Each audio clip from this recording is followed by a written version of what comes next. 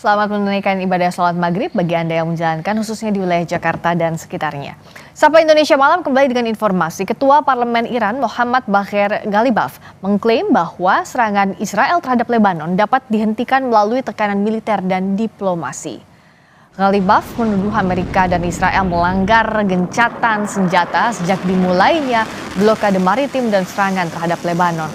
Iran dan Israel saling melancarkan serangan untuk pertama kalinya sejak gencatan senjata terbaru. Iran sebelumnya menyatakan akan mengakhiri serangan terhadap Israel, namun Israel tidak menghentikan serangannya ke Lebanon. ماجرای لبنان مثال خوبیه که نشون میده میدون دیپلماسی کنار میدون نظامی میتونه اسرائیل و دشمنان رو عقب بزنه. نه دیپلماسی مانع عملیات نظامیه و نه عملیات نظامی مانع دیپلماسیه. شما یه بار با تهدید به حمله و قطع مذاکره جلو حمله اسرائیل رو به بیروت میگیری، یه بارم با حمله نشون میدی که ترسی از قطع مذاکرات نداری و آمادگی کامل داری. Perdana Menteri Israel Benjamin Netanyahu menggambarkan Iran dan Hizbullah lebih lemah dari sebelumnya. Ia mengklaim Israel lebih kuat saat ini. Ia juga menyebut telah berbincang dengan Presiden Amerika Serikat Donald Trump terkait serangan yang belakangan terjadi antara Iran dan Israel.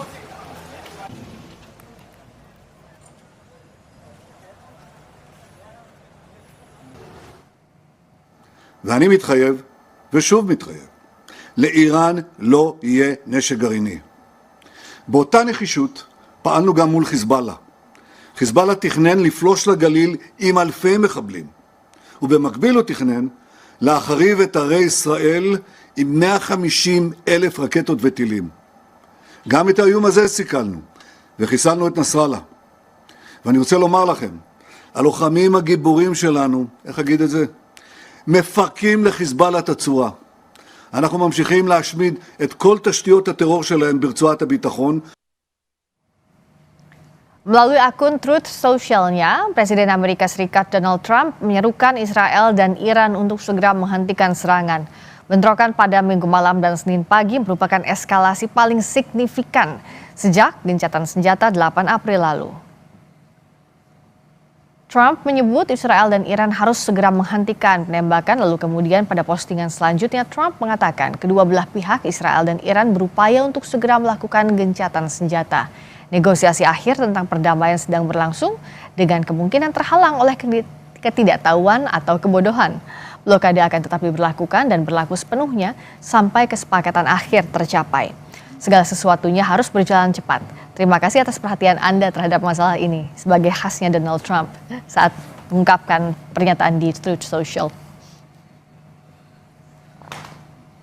Trump telah berkali-kali menyerukan agar Israel menahan diri, namun nyatanya serangan tetap diberlakukan. Apakah Israel dengan sengaja mengabaikan seruan Amerika Serikat atau apa di balik taktik Israel?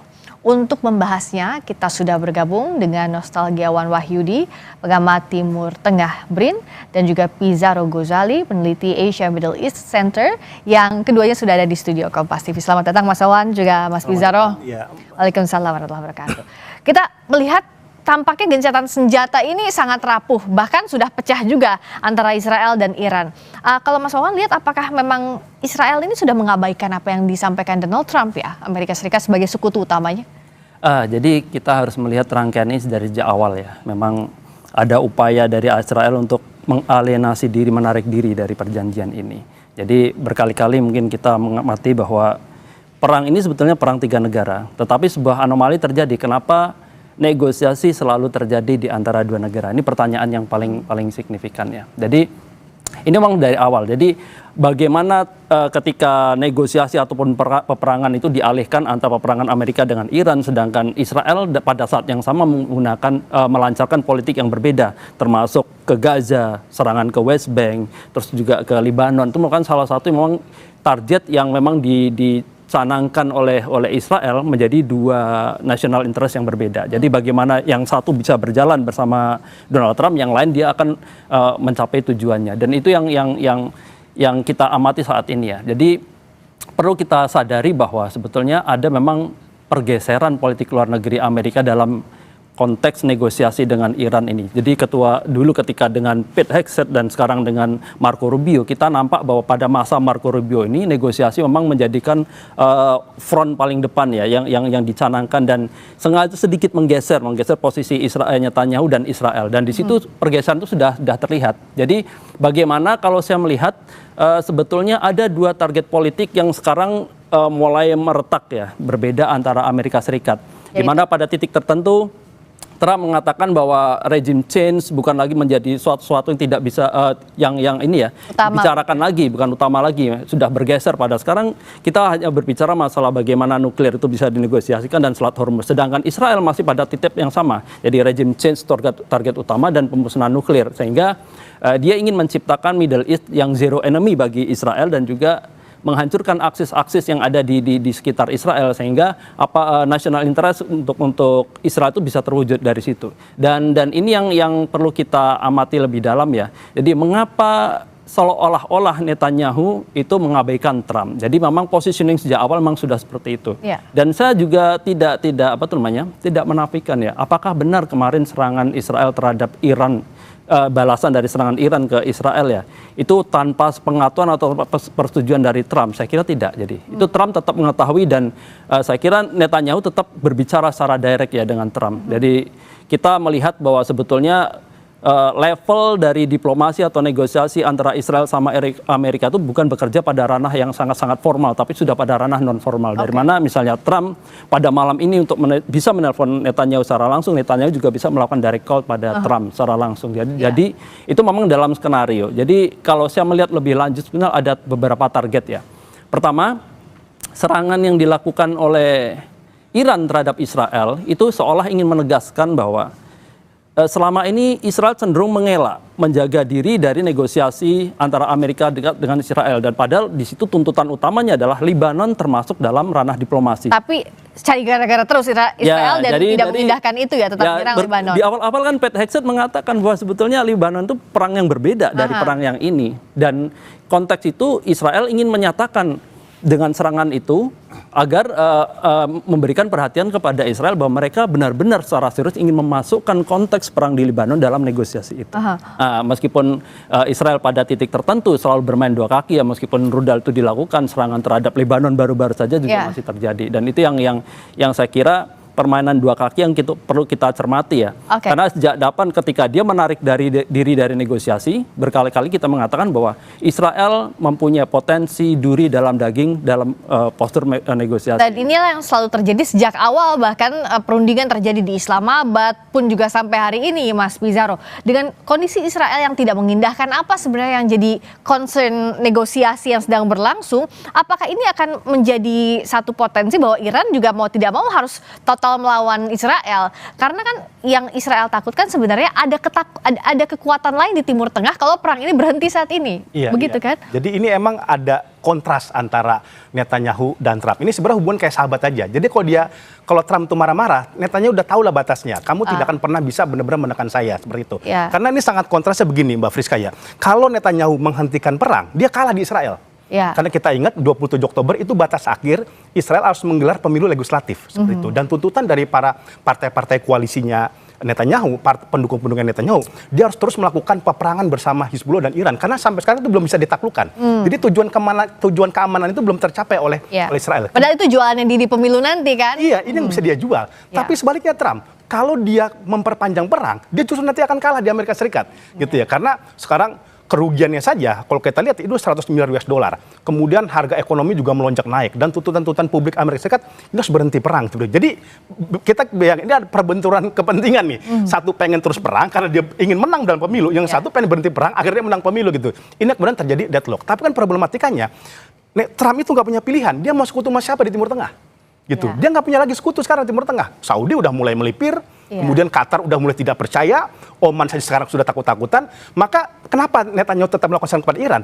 Netanyahu paham, Trump tidak akan bisa lepas dari saya. Anda mau bekerja sama siapa di Timur Tengah kalau bukan sama saya? Gitu. Dan jangan lupa teknologi militer Anda, pesawat Anda, dan bahkan kemenangan Anda nanti dalam pemilu itu donatur dari kelompok-kelompok saya. Itulah. Ini yang dipegang oleh Netanyahu. Kenapa akhirnya Trump hanya bisa marah, hanya bisa kesel, hanya bisa kritik, tapi dia tidak bisa menstop.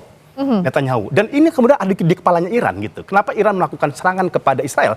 Dia ingin memperkeruh hubungan antara Trump dengan Netanyahu. Iya. Kan dia tahu nih udah saling konflik nih. Kalau saya serang kemudian Israel, ini akan semakin menambah ketegangan antara Washington dengan Tel Aviv. Jadi Iran ini pintar juga dia membaca psikologis Trump dan Netanyahu sekarang gitu ya. Dan apalagi jangan lupa Mbak Friska, dia udah pulih sekarang. Kan gencatan senjata sudah sangat lama berjalin, dia kembali mendapatkan bisa bikin misilnya, bisa bikin rudalnya, dia udah reload lagi ya kekuatannya dia. reload lagi. Nah, serangan Iran kepada Israel itu pesan kepada Washington, kepada Tel Aviv, saya udah sembuh, saya udah rebound, saya sudah kembali gitu. Bahkan sekarang ada perbedaan pola nih sekarang Mbak Friska. Kalau dulu biasanya Iran itu memakai Hizbullah untuk melakukan serangan kepada Israel, tapi sekarang dia udah direct langsung, udah serangan langsung. Ini pesan bahwa kami nggak lagi cuma ngomong ngancem kata-kata, omon-omon gitu ya, ultimatum. Saya bisa loh membuktikan untuk menyerang Anda gitu. Dan yang kalau kita lihat kemarin kan Mbak Friska, yang diserang itu menarik, Haifa, Galilea, Negev. Ya. Ini fasilitas strategi semua nih. Di Negev itu ada fasilitas nuklir Dimona. Seperti itu. Ada pangkalan militernya Israel dan Amerika Serikat. Kemudian Haifa itu pangkalan laut dan pelabuhan terbesar dan infrastruktur penting. Jadi kemudian memang serangan Iran ke Israel itu direct langsung menyerang fasilitas strategisnya. Makanya kan Israel itu menarik. Dia melarang media siapapun mempublish foto-foto kerusakan. Iya. Artinya kalau kita berpikir terbalik, ini banyak yang hancur. Iya. Dari serangan Iran kepada Gak mau Israel. kelihatan kalah, makanya gak boleh dipublikasikan. Nggak boleh dipublikasi seperti itu. Dan saya kira ini akan mempersulit negosiasi gencatan senjata. Karena Iran udah bisa dikatakan Iran ini sekarang udah agak makin hawkish, makin radikal gitu. Karena dia sekarang udah ngomong, Libanon itu kami, Iran gitu ya. Anda menyerang Libanon, Anda sama juga menyerang Iran. Ya. Dan dia sudah mengatakan Amerika dan Israel itu nggak bisa terpisahkan. Karena dukungan fasilitas militer Israel itu disupport oleh Washington. Ya. Gitu. Jadi kenapa makanya dia kemudian juga memberikan tekanan kepada Washington. Jangan lupa loh, Israel itu eksis, ditopang senjatanya itu karena Anda loh. Ya. Jadi ketika Israel melakukan serangan kepada Libanon dan serangan kepada Iran, itu juga bagian dari serangan dari Washington. I see. Dan kalau dalam kondisi seperti ini sebenarnya Mas Wawan, siapa yang harusnya lebih punya posisi tawar tinggi antara Trump ataupun Netanyahu? Meskipun Amerika Serikat butuh ally di kawasan Timur Tengah, tapi di sisi lain kan bahan bakarnya itu disupport oleh Washington. Jadi seperti ini, kita kalau kita lihat ya sebetulnya memang ada kedua keterdesakan yang sangat luar biasa. Satu memang ingin menghentikan perang karena pemilu desakan dari dalam negeri Amerika, yang satu lagi memang ingin melanjutkan perang untuk pemilu. Kalau kita melihat sebetulnya lebih pada seperti ini ya. Dalam strategi aliansi di Timur Tengah itu berjalan pada koridor national interest. Itu yang perlu kita catat. Jadi siapa yang lebih dominan, siapa yang tidak dominan itu akan dibaca dengan apa sebetulnya target national interest di situ. Selain target pribadi Trump itu sendiri. Jadi kalau kita bicara masalah rasional aktor, maka nanti target Trump adalah sebetulnya dia ingin exit way dari situ. Oke. National interest Amerika juga kebetulan juga seperti itu. Oke. Jadi dengan adanya pembatasan dana perang, dengan ada pembatasan kewenangan Trump untuk memulai perang baru, maka sebetulnya dia tidak ada kewenangan untuk melangkah lebih jauh. Maka dari itu dia menekankan pada Netanyahu. Jadi kamu boleh menyerang Iran pada dataran seperti ini dan terus melakukan kalau saya katakan constraint ya. Dia terus ketika melemah dia akan ditegangkan lagi di politik di Libanon. Tapi pada akhirnya kita akan melihat sebetulnya Trump sekarang sedang sibuk ingin bagaimana exit dari perang ini. So exit plan ini yang sampai sekarang tuh masih belum ada. Ya, itu yang akan dikejar. Okay. Jadi itu yang sebetulnya setelah itu exit itu keluar, maka dia akan leave it to the rest to Israel untuk sementara waktu. Oke, Mas Wawan dan Mas Pizarro, kita jeda dulu karena kita akan menuju ke Istana Kepresidenan Jakarta. Kita saksikan breaking news sesaat lagi.